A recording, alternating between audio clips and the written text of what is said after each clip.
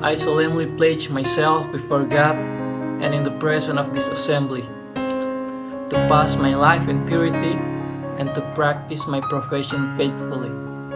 I will abstain from whatever is deleterious and mischievous, and will not take or knowingly administer any harmful drug.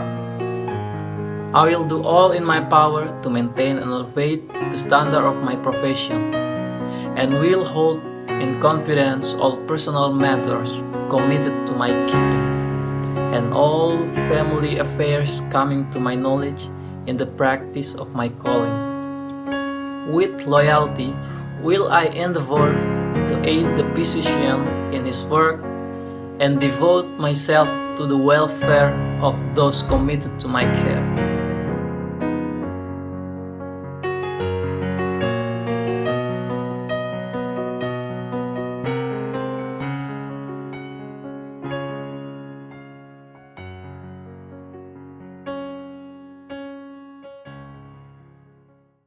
Berbicara soal dunia keperawatan modern tidak terlepas dari peran sosok Florence Nightingale.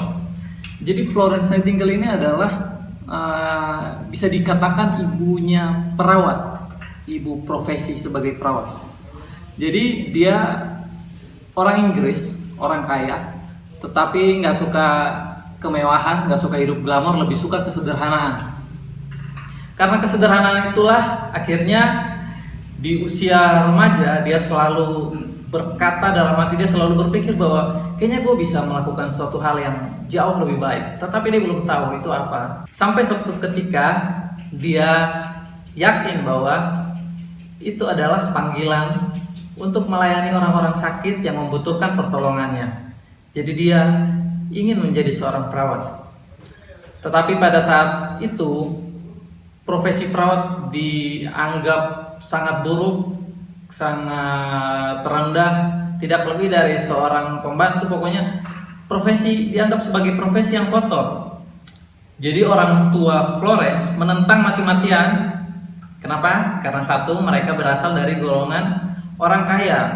Karena minimnya tenaga keperawatan pada saat itu, maka yang menjadi volunteer sukarela untuk menjadi perawat, membantu merawat orang sakit adalah mereka yang berprofesi sebagai pekerja seks komersial, PSK. Nah, karena itulah jadi perawat pada saat itu mendapat stigma buruk di mata masyarakat. Jadi ini bagian favorit gue. Jadi kadang ada satu fase di dalam hidup ketika kita menganggap atau menilai seorang itu lebih rendah daripada kita, tetapi dia melakukan hal-hal yang jauh lebih mulia daripada kita. Di situ sebenarnya yang lebih mulia siapa? Jadi itu bukan tamparan, itu pukulan telak buat kita. Jadi bertahun-tahun dia coba meyakinkan orang tuanya sampai akhirnya orang tua menyerah. Dia sekolah belajar keperawatan ke Jerman. Selesai belajar ilmu keperawatan, Florence langsung bekerja di satu institusi. Di sana dia membuat banyak terobosan, banyak gagasan, banyak hal yang dia lakukan untuk meningkatkan mutu kualitas pelayanan rumah sakit atau institusi tersebut. Sampai pada akhirnya pecahlah perang Crimea, perang antara Inggris dan Prancis melawan Rusia. Jadi di perang itu banyak korban yang berjatuhan. Media meliput banyak korban yang meninggal bukan karena ledakan, bukan karena peluru, melainkan karena tidak ada tenaga perawat di sana, tidak ada tenaga medis. Jadi mendengar hal itu Florence mengajukan diri menjadi sukarelawan untuk merawat korban-korban perang. Tapi sekali lagi, karena tenaga perawat itu sedikit, akhirnya Florence meminta bantuan kepada orang-orang lain, perempuan-perempuan lain. Dan siapakah itu? Mereka adalah PSK-PSK yang tadi, di training, diberikan pengetahuan kesehatan, pengetahuan perawatan, sehingga bisa membantu Florence ke medan perang.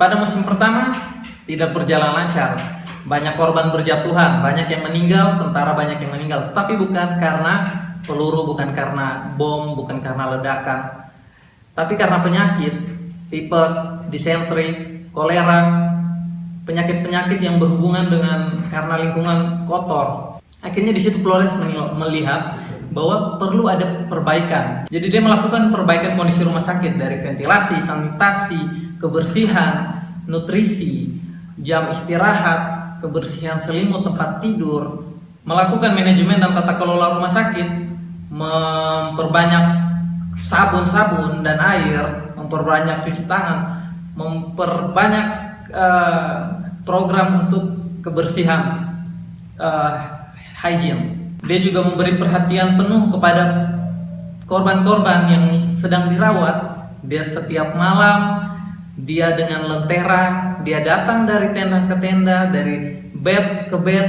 dia lihat kondisi pasien satu-satu setiap malam.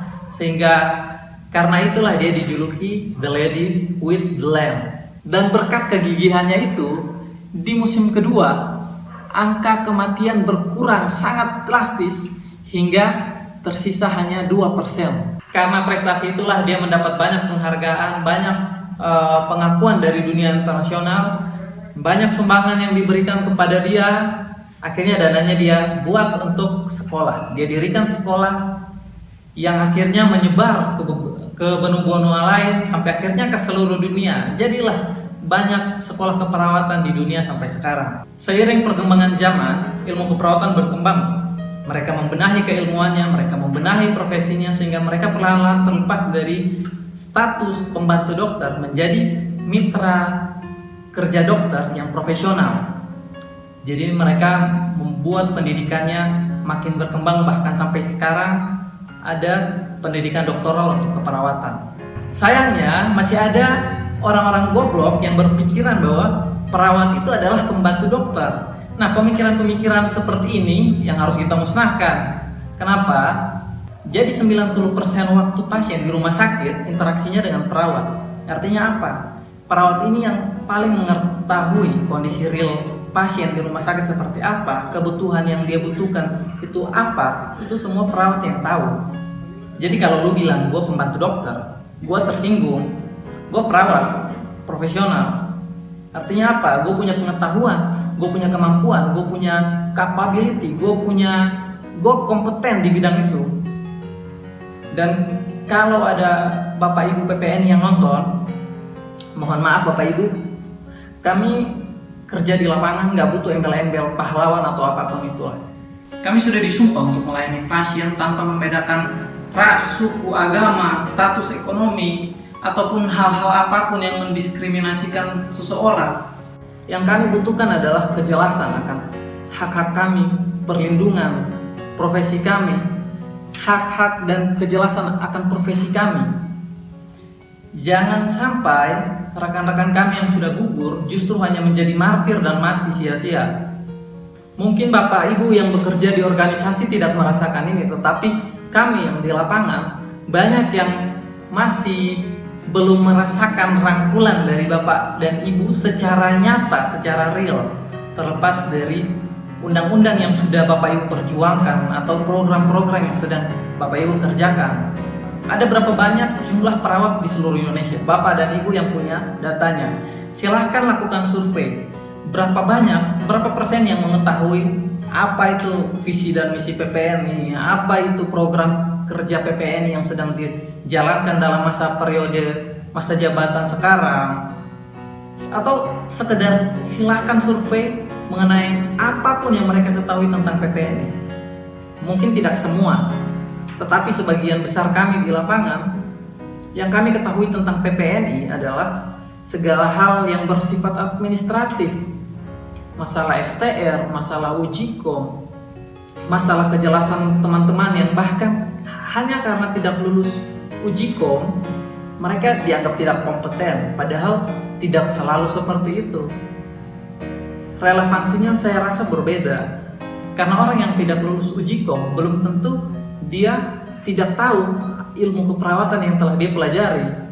Jadi sekali lagi mohon maaf, tapi kami masih ingin percaya kepada Bapak Ibu tempat kami bernaung.